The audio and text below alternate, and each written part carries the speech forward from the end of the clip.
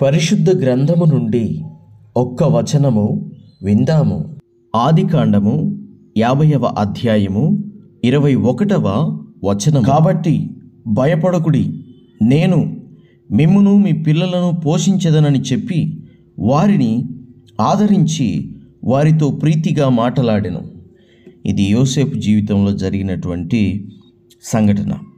యోసేపు అన్నలు యోసేపు దగ్గరికి ఆహారం కొరకు వచ్చారు, అనగా ధాన్యం కొరకు వచ్చారు.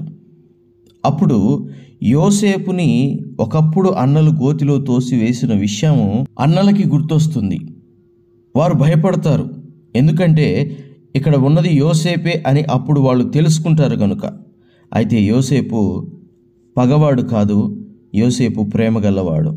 వాళ్ళు కీడు చేశారు, కానీ కీడు చేసిన వారికి కూడా యోసేపు మేలు చేసే మనసు కలిగి ఉన్నాడు. ఇదే ప్రభువైన యేసుక్రీస్తు మనస్సు. కాబట్టి దేవుని బిడ్డలారా, దేవుడు ఈరోజు మీతో మాట్లాడుతున్నాడు. మిమ్ములను మీ పిల్లలను కూడా దేవుడు పోషిస్తాడు.